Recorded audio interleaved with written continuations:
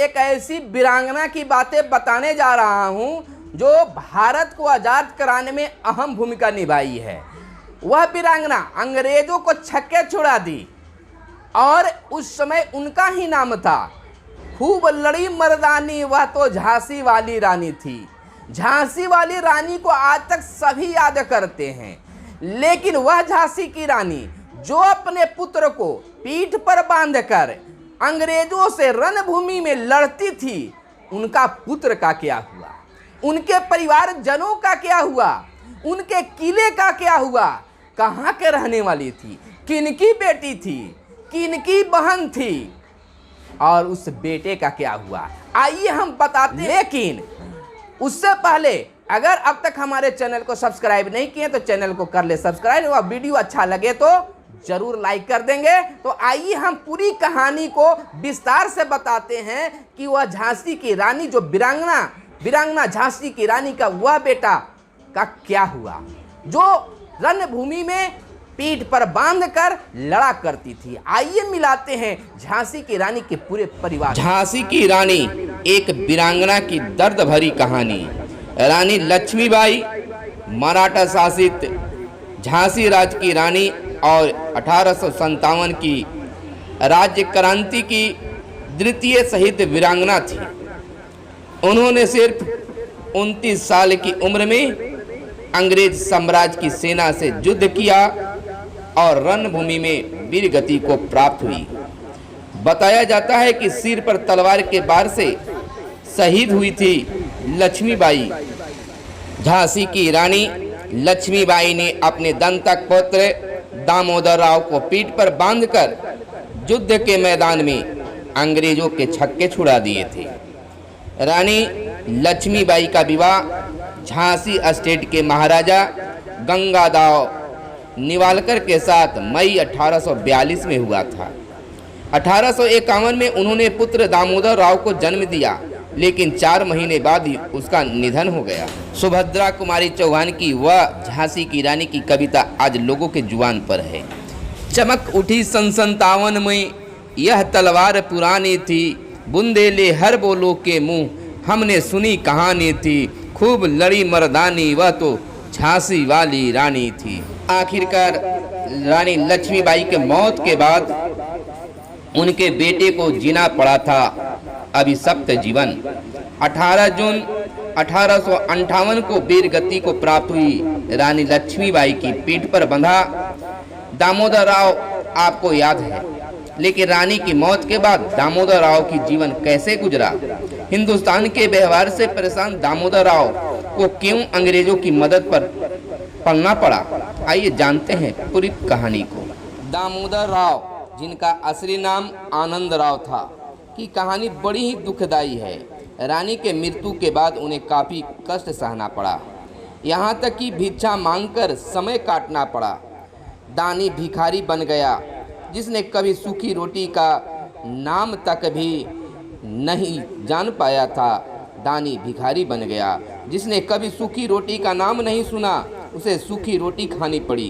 कोमल सैया की जगह पथरीली मिट्टी पर खुले आसमान के नीचे सोना पड़ा। कितना कष्ट भरा जीवन रहा होगा, आप सोच सकते हैं। झांसी की रानी के वंशज आज भी जीवित हैं, किंतु गुमनामी के अंधेरे में। गंगाधर राव के साथ ब्याही जाने के बाद लक्ष्मीबाई ने 1851 में एक पुत्र को जन्म दिया, किंतु दुर्भाग्यवश 4 माह बाद ही उसकी असमय मृत्यु हो गई। पुत्र के मृत्यु के पश्चात झांसी के राजा गंगाधर राव भी बीमार रहने लगे, जिसके कारण शीघ्र ही झांसी सिंहासन के लिए उत्तराधिकारी की आवश्यकता महसूस होने लगी। क्योंकि उन दिनों अंग्रेजों की एक विस्तारवादी नीति थी, जिसके अनुसार यदि किसी राज्य का उत्तराधिकारी न हो अथवा राजा के निसंतान होने पर उसका राज्य बिरतानी साम्राज्य का हिस्सा बन जाता था। रानी लक्ष्मीबाई के बेटे के निधन के बाद 19 नवंबर 1853 को 5 वर्षीय आनंद राव को झांसी के उत्तराधिकारी के रूप में गोद लिया गया, लेकिन ब्रिटिश सरकार ने इसे नहीं माना और झांसी 1853 में अंग्रेजी साम्राज्य का हिस्सा बन गया। आनंद राव, जो रानी के दंतक पुत्र दामोदर राव नेवालकर के नाम से जाने जाते हैं, उनका जन्म झांसी के राजा गंगाधर राव नेवालकर के खानदान में 1948 ईस्वी में हुआ था। आनंद राव के वास्तविक पिता का नाम वासुदेव राव नेवालकर था। उनके जन्म के समय राज ज्योतिषी ने उनके भाग्य में राजयोग होने तथा उनके राजा बनने की भविष्यवाणी की थी। अंग्रेजों के राज्य हड़पने की नीति, घोर अत्याचारों तथा शोषण से त्रस्त समस्त भारत 1857 में अंग्रेजों को देश से भगाने के लिए कमर कसली तथा भारी विरोध के साथ प्रथम स्वतंत्रता संग्राम का बिगुल बज उठा। इस युद्ध में वीरांगना झांसी की महारानी लक्ष्मीबाई भी अपने सहयोगियों तथा सैनिकों के साथ धरती माँ को अंग्रेजों से मुक्त कराने के लिए अपना श्रेष्ठतम योगदान दे रही थी।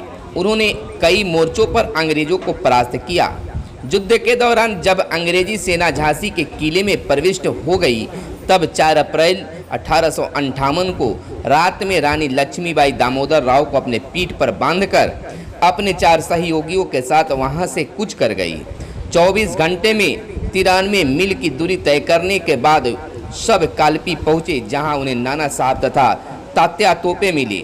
वहाँ से वे सब ग्वालियर की तरफ निकले। अपने अंतिम दिनों में तेज होती लड़ाई के बीच महारानी ने अपने विश्वास पात्र सरदार रामचंद्र राव देशमुख को दामोदर राव की जिम्मेदारी सौंप दी।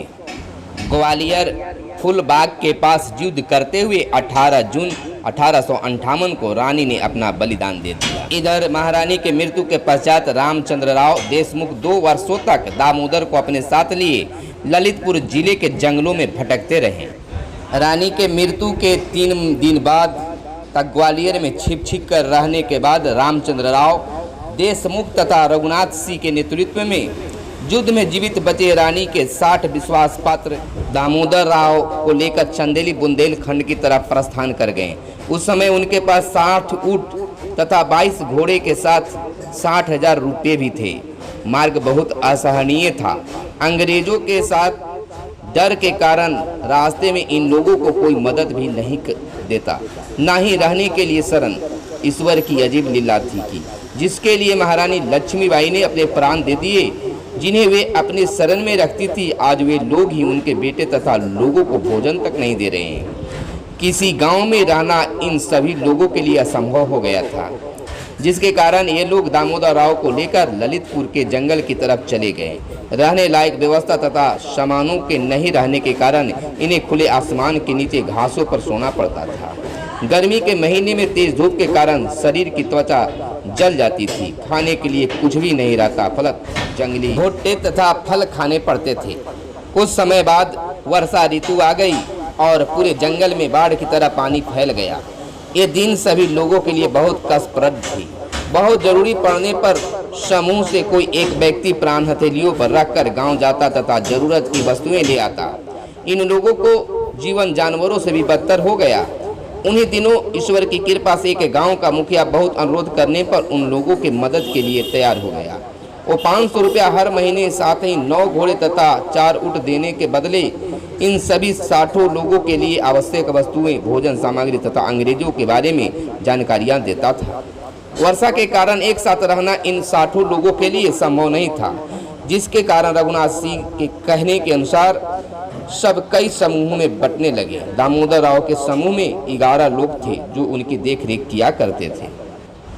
कुछ दिनों के बाद दामोदर राव का समूह वेत्रावती वेतवा नदी के पास स्थित एक गुफा में रहने लगा। इस दौरान दामोदर राव हमेशा बीमारी से अस्त रहते थे। धीरे धीरे सभी समूह के लोग जहां तितर बितर बिखर गए। जिसे जहां आश्रय मिला वे वहीं पहचान छिपा कर रहने लगे। कुछ इसी तरह से लुका छिपी का खेल खेलते हुए जीवन जीते रहे। कई लोगों ने सहायता की और कई लोगों ने नकार दिया, लेकिन जीवन जीना था। एक दिन जब दामोदर राव नेवालकर 5 मई 1860 को इंदौर पहुंचे थे, तब इंदौर में रहते हुए उनकी चाची, जो दामोदर राव की असली माँ थी, उन्हें अच्छे ढंग से पारिवारिक रूप से अपने साथ रखी और बड़े होने पर दामोदर राव का विवाह भी करवा दिया। कहानी यूं ही जारी रहेगा। अगले वीडियो में मैं बताऊंगा कि आखिर वह झांसी की रानी का बेटे का आगे का पड़ाव क्या था, क्या हुआ, कैसे जीवन जीते, आज झांसी की रानी के अन्य सहयोगी और परिवारगण कहाँ रहते हैं। तो बने रहें हमारे साथ। यह वीडियो कैसा लगा कमेंट बॉक्स में ज़रूर बताएं। धन्यवाद। जय हिंद, जय भारत, वंदे मातरम।